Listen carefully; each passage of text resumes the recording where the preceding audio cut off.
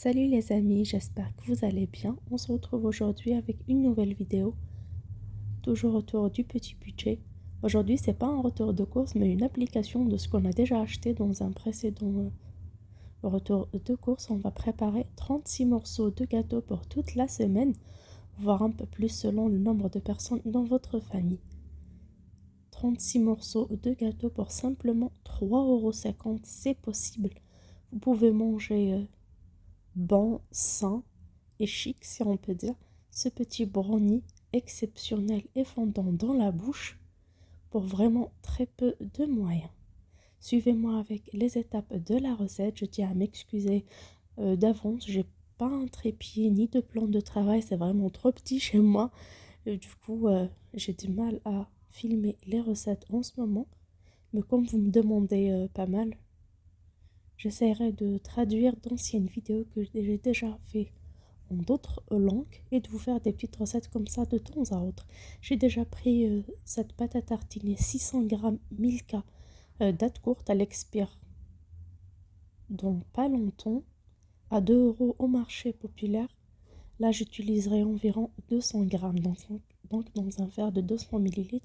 J'ajoute un pot de crème dessert, c'est facultatif, moi j'ai, et c'est date courte, 3 petits œufs ou 2 gros, selon le calibre, et je mélange bien sûr à l'aide d'un fouet.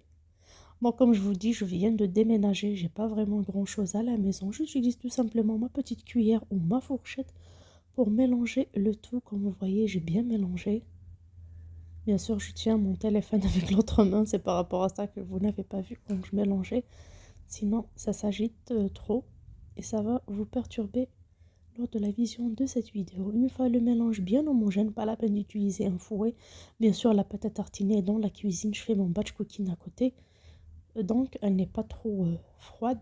Là, j'ajoute 50 ml d'eau ou un quart de verre à eau. Le verre, j'utilise un verre de 200 ml.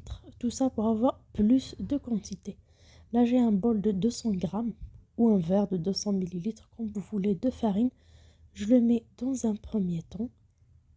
Et une demi-cuillère à café de bicarbonate, soit une petite pincée de levure chimique. Ça apporte de la légèreté à mon brownie.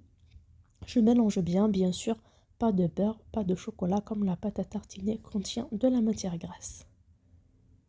Et si votre pâte à tartiner est trop ferme, mettez-la un petit peu dans un bain-marie. Je mélange bien à l'aide de ma cuillère. Comme vous voyez, le mélange est épais, mais pas trop épais. Mais cette farine absorbe, bien sûr, le chocolat aussi absorbe la farine plus facilement. Du coup, je laisse reposer au moins 15 minutes. Là, je reviens, vous voyez, la pâte est trop épaisse. Donc c'est la texture recommandée. Et si votre pâte est encore liquide selon la qualité de votre farine, ajoutez 1 à 2 cuillères à soupe de farine et mélangez bien. Ça doit être une pâte légèrement ferme. Je chemise mon plateau ayant au four de 42 sur 45 cm de papier cuisson et j'étale ma pâte à l'aide du dos d'une cuillère. Comme vous voyez là, j'aurai des gâteaux pas trop hauts. Mais c'est le but, bien sûr, un bon morceau, ça suffit largement, surtout pour le goûter des enfants à la sortie d'école avec une compote, un fruit, c'est vraiment très agréable ce gâteau. Et si vous voulez un gâteau trop épais, mettez pour cette quantité-là un moule plus petit. Là, j'ai des morceaux de noix. Comme vous voyez, ils sont pas trop beaux, comme je vous dis toujours. J'achète ça soit au marché, soit au déstockage. Des sachets à 1,50 €, les 200 grammes, ça dépend. Parfois, c'est le fond de leur sac, parfois. Donc, ça coûte vraiment pas cher. Ils sont pas si jolis, comme vous voyez. La plupart sont noirs et j'enfourne à 180 degrés, bien sûr, du haut, du bas ou chaleur tournante. Ça prend à peine 8 à 10 minutes et c'est prêt. Comme vous voyez devant, c'est sec, ma lame ressort sèche. Par contre, au milieu, c'est un peu mou. Mais c'est pas grave, j'arrête le feu et je laisse refroidir un tout petit peu. Je laisse tiédir avant de découper mon gâteau. Je laisse le cœur légèrement fondant car le chocolat a tendance à devenir plus sec une fois refroidi. Du coup, si on peut dire, on fait sortir le gâteau un tout petit peu avant sa cuisson. C'est le secret de la cuisson des gâteaux au chocolat.